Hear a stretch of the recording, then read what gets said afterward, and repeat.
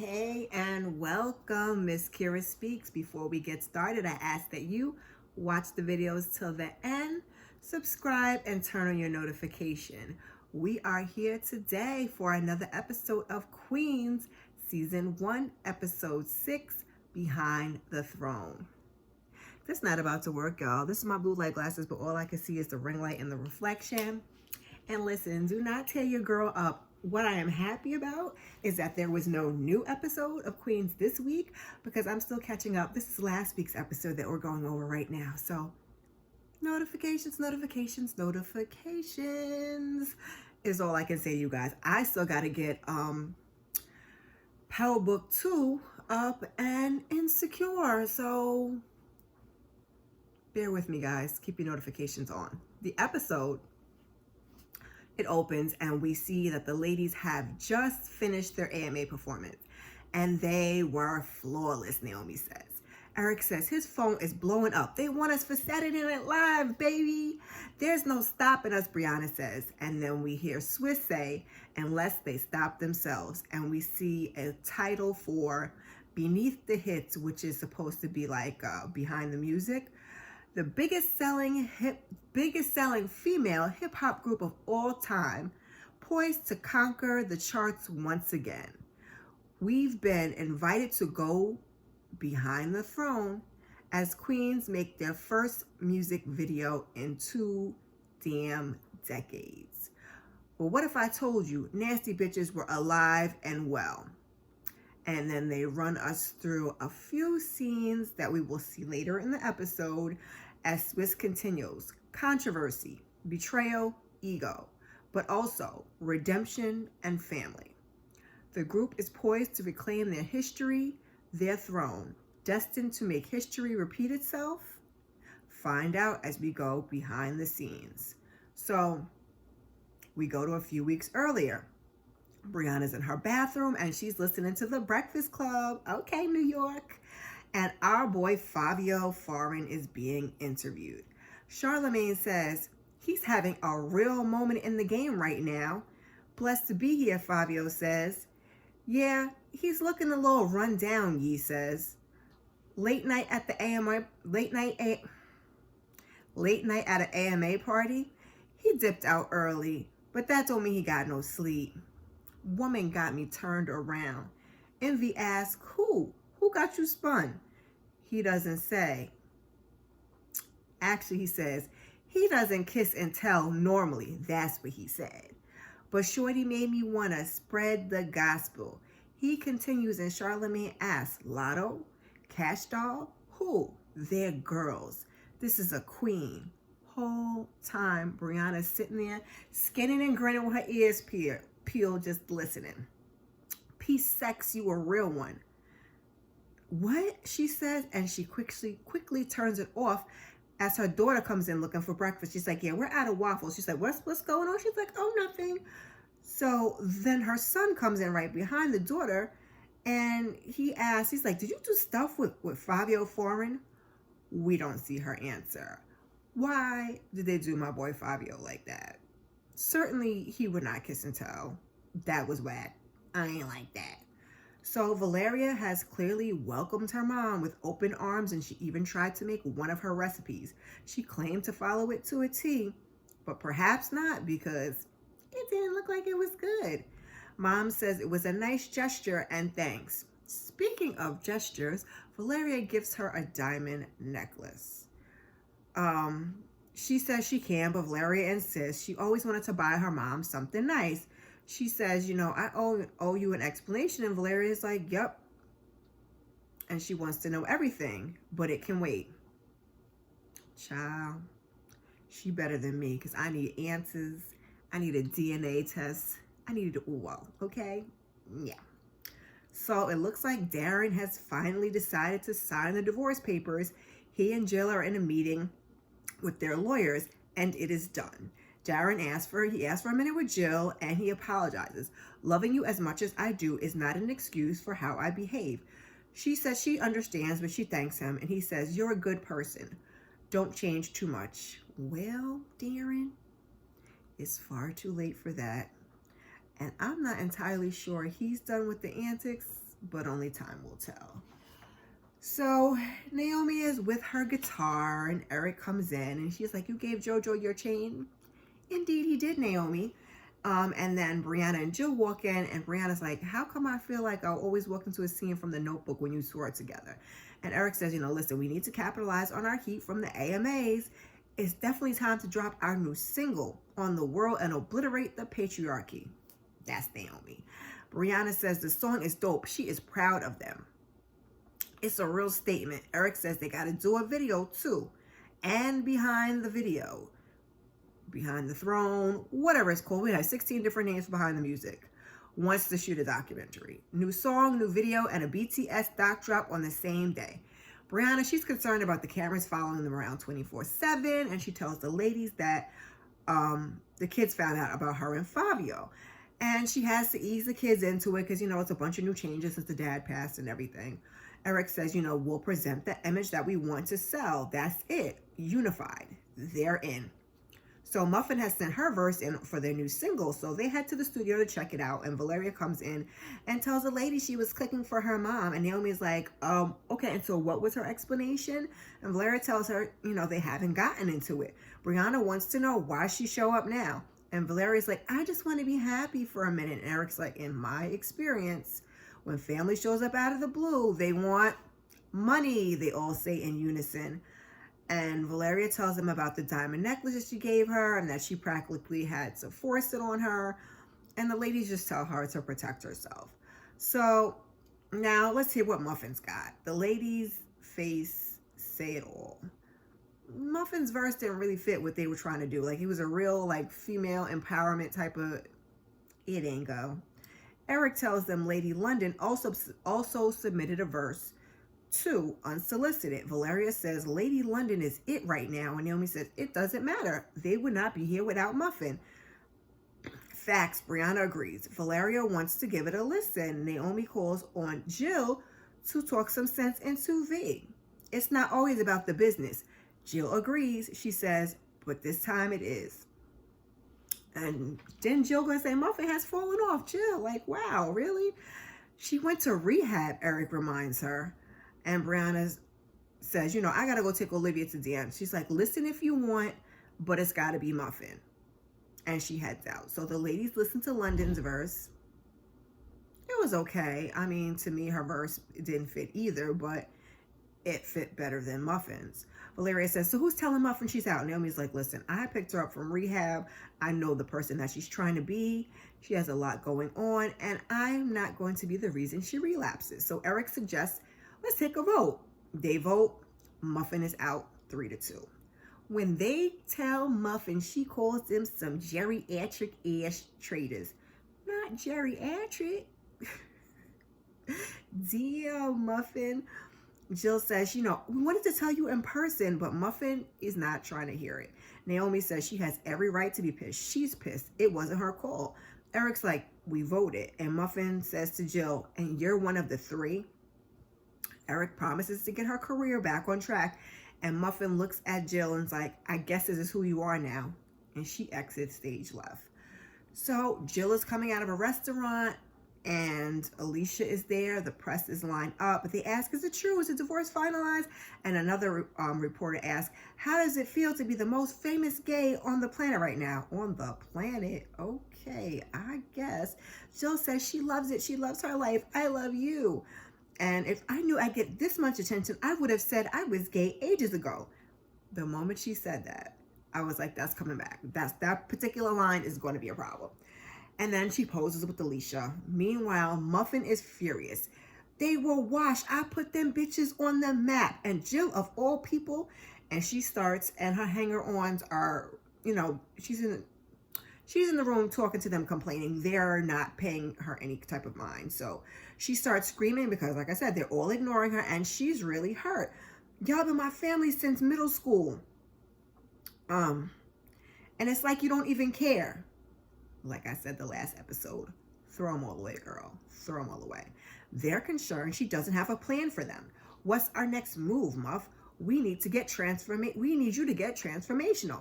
And Muffin has an idea, so she calls Eric and says she needs to sit down with the label. Valeria is at home with her mom. You barely touched your food. And Valeria says, it's time to talk. So she slides her a check for $100,000 across the table. Sidebar. Where did Valeria get $100,000 from? Never mind. If you're here for the money, there it is. Take it and go. Mom says it's her fault. Valeria made it easier on her when she got here, and then she gets into her sob story. Or I shouldn't call it her sob story. She gets into her story of what had happened when. So she came to Queens from Puerto Rico with her dad. Her mom died when she was young, and she did not want to come.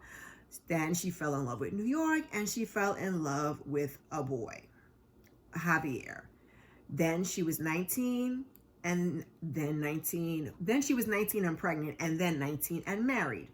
The first time Javi choked her until she passed out, she fought back. That was a mistake. Then she thought it was only a matter of time before he would hurt Valeria. So she made a decision, and the day that she took her to the shelter, she kept the shade down on the bassinet because she knew if she looked at her, she could not do the thing that she needed to do. So she went back to Puerto Rico and pretended like her life in New York never happened. And she saw Valeria on TV over the years, child, blah, blah, blah, blah. So they both tearing up. Mama rips the check up and says that she'll go if she wants her to, but not because she gave her $100,000. And they hugged, and I'm not moved. And I'm aware of the whole thing, and I want a DNA test. So at home, there's stuff all over the place, and Brianna tries to clean up while her son is just sitting on the couch on his tablet.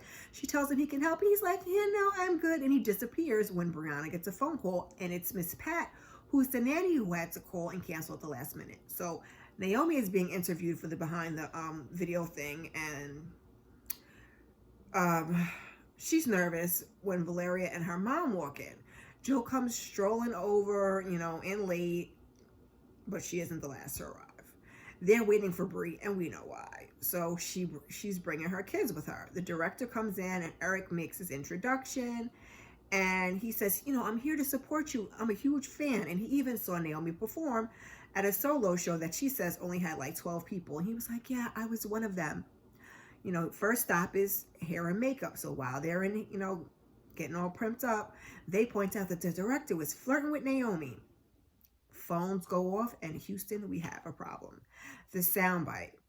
If I knew I'd get this much attention, I would have said I was gay ages ago. They think I came out for a come up. The issue was the wording. If she had said, I would have come out ages ago, which is what she meant, it would have sounded a lot better than I would have said. But like I said earlier, I knew those words were coming back to bite her. So Jill is addressing rumors and accusations during her behind the scenes interview. It's hurtful that people think that she would use her sexuality to advance her career. She's happy, and she can finally, she's finally free to be herself. And then she talks about cancel culture. And then we're at the video shoot, and Jill is about to respond to someone on the internet, and Valeria saves her. She takes the phone. She's like, you cannot win against trolls. People move on quickly. Lay down, get dragged, get up, and brace yourself to do it all over again. That is the price of fame in 2021. Don't give them any more fuel. So Brianna, she's getting her final touches on it. She's looking cute when she hears a crash. She takes a look outside her trailer, and it's her twins. They done crashed a little golf cart into the trailer, so she yells, come back here. Meanwhile, the older son is over there watching in laughter, so she confronts him, and she wants to know when they're going home. He says he has a soccer match at 4, and she's like, you're going to have to skip this one. He's like, it's the semi. She's like, okay, let me see if Gary's parents can pick you up. And then she gets called back to the set. He tells her, just go, and she apologizes. And as she walks away, he's like, just keep being a slut. What did you say? That's what my friends say, because of the Fabio Foreign thing. Child, these kids these days are made different. When I tell you different, they have no fear, no filter. I mean, I might not, never. But nowadays, make me shake my head. Only reason he probably ain't get popped is because that lady was standing there. So Brianna's like, that's none of their business or yours. She tells him to apologize, but he's tripping, and the lady's like, she saved his life because she's like, oh, we have to go. And I will say this for the rude little boy. They would have had to wait for me to make that phone call to arrange to have him picked up for his soccer semis. That's just the mom in me. I would have at the very least done that, but then she would have been stuck watching the twins. So she says she'll deal with him later, and the ladies are shooting their video. They're in a courtroom and they're in like judges' gowns. Eve, Brianna, is killing it. I love this show, if for nothing else, being able to see Eve rap again. So the director cuts. He wants to talk to Naomi. He's flirting, and I don't like him or this little storyline, not one little bit. You didn't take my advice, Valeria says. My integrity is on the line. But it's back to work, this time starting with Naomi's verse. They have Eric in the background, and I guess he's supposed to be looking jealous. The very next scene, he asks Muffin if she's sure she wants to do this. She's like, it's the only thing that feels right, and they're about to walk into a meeting with the label execs. Little Muffin is done recording music, and then the lady's like, contractually, you owe us one more album, but we want to be in the Little Muffin business long term.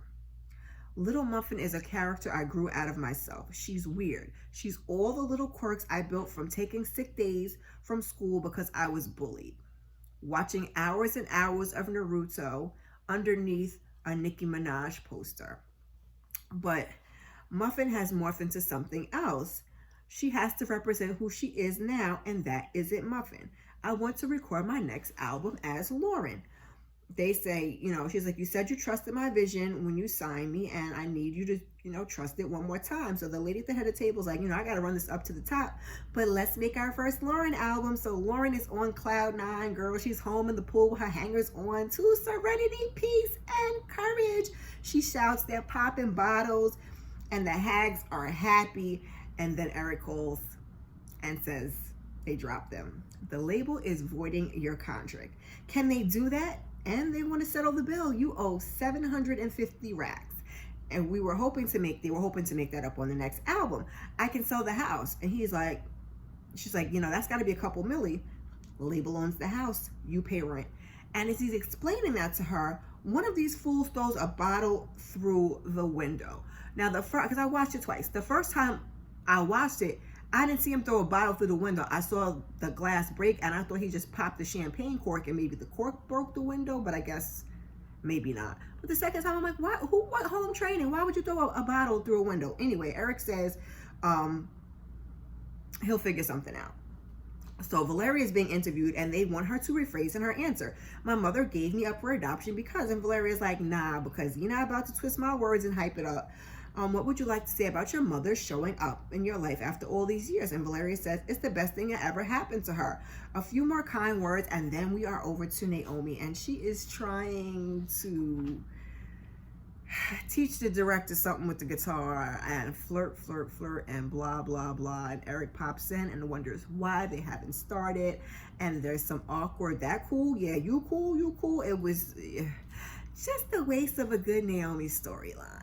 So we gonna move on to Brianna. So she's being interviewed, and her kids, her kids are her life. She left school to be a mom, and she has no regrets. But she talks about being a mom and a hip hop star when the twins start raiding the craft services table. She stops the interview, she reprimands them, and then she takes them to her trailer where the oldest is sitting outside just sulking. So she asks him, what's wrong with you? He returns, what's wrong with you? And she's like, you're supposed to be my mom. You're supposed to be our mom. This isn't you. I am your mom. You're different. Everything. She's like, you're different. She's like, everything is different now. So she sits down and she says the last couple months have been rough, but now, she has to be the breadwinner, and music is her job, and she's good at it. She loves it. Mama was a person before you, and your daddy. She had a whole life. She loves being a mom. And there's more to her than that. Their whole life, she took care of them while dad went to work, but he's gone and she needs his help. It's, the man of the house speech in real life. He says, it isn't fair. None of this is fair, but it's life. We'll get through it, but we got to do it together. So Jill is in her trailer, and she is frantically worrying, asking Alicia for the help with the whole situation. And Alicia's like, you need somebody who can vouch for her. And then she stops mid-sentence. She's like, did you assault somebody? As we flash back to the scene from them filming Cribs in 2001. And the way that TV works, I might have known when they showed us that scene that we were going to see it again. So 20 years later, the lady says it was unprofessional of her to approach, but she was young and she got her signals crossed. Well, not really, because Jill is gay. And she could have handled the situation better, but instead Jill put hands on her, called her a freak. Now, the child, she's in tears. And she says she made her feel so small and quit the business. She was depressed and ashamed. It all came back when she heard Jill being celebrated as some kind of queer icon. Jill, the thrill, ruined my life. So on set, Jill shows the ladies a video and it's all piling up. And Jill says the ladies aren't helping when they mention, like, you know, your newfound attitude, you acting kind of funky. So Eric comes over and tells the ladies that Lady London dropped out. She can't be associated with them right now. So Naomi addresses what's going on with Jill in her interview. She's like, you know, they're not over. You know, they can't be. It's crazy that they got back here after 20 years and they've all been through it. They're resilient. They're women. They're queens. Jill is not who they're saying she is. She's going to fix this, and fix it she does. Jill makes a phone call, and I think we all had an idea who she reached out to. So Jill is on what looks like a Good Morning America. And she says, you know, she doesn't know what she would do without her. She was the catalyst for everything good happening in her life before she misspoke, and she is regretful for the mistake. But who might she be talking about, you ask? Well, it ain't Alicia. It's Tina, y'all. So Tina is sitting beside her, just grinning, and the host asks Jill, what is Jill like when the cameras aren't around? She is the kindest soul I've ever met. She is loving and giving and empathetic, and she is strong. And, you know, she talks about watching Jill struggle with her sexuality.